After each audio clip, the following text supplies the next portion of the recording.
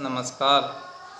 आज मैं आप लोग को 10 और 10 से ऊपर की संख्याएं बतलाऊंगा।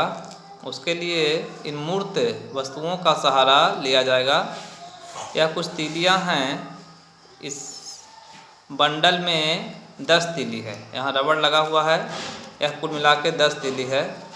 तो बच्चों को हम कहेंगे एक बंडल, फिर कहेंगे एक दहाई। उसे यह समझाएंगे कि बंडल को ही दहाई कहेंगे। फिर कहेंगे 10 और 10 लिखने के लिए बताएंगे। हम सीधे 10 लिखने के लिए बच्चे को नहीं बताएंगे। उसके लिए इन मूर्त वस्तुओं का सहारा लेंगे।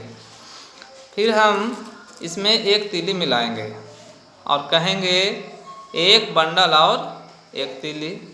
फिर कहेंगे एक दहाई और एक इकाई। फिर 10, 11 और सबसे लास्ट में बोलेंगे 10 और 1 11 होता है। फिर इसमें हम एक तीली मिलाएंगे और कहेंगे एक बंडल और 2 तीली, एक दहाई और 2 इकाई। 10, 11, 12, 10 और 2 12 होता है। इसी तरह से इसमें फिर हम एक तीली मिलाएंगे। फिर कहेंगे एक बंडल और 3 तीली, एक दहाई और 3 इकाई। 10, 11, 12, 13, 10 और 3 13 होता है। इस तरह से जब हम 20 पर पहुँचेंगे तो कहेंगे 2 बंडल, फिर कहेंगे 2 दहाई, फिर कहेंगे 10, 20, 10 और 10 20 होता है। फिर 20 लिखने के लिए बच्चों को बताएंगे।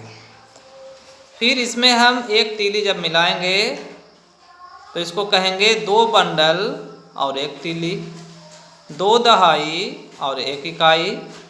10, 20, 21, 20 और 1 21 होता है।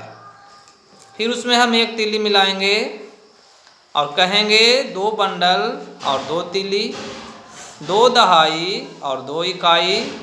10, 20, 21, 22, 20 और 2 22 होता है।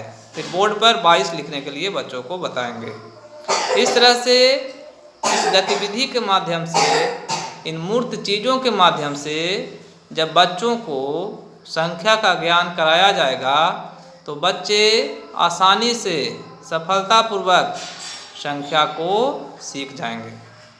सिर्फ बोलना काफ़ी नहीं होता। बोलना बच्चे घर से ही सीख के आते हैं, लेकिन इन बंडल और तीली की मदद से हम बच्चों को इकाई और दहाई का भी ज्ञान कराएंगे और साथ ही साथ संख्या का भी बोध कराते जाएंगे। धन्यवाद।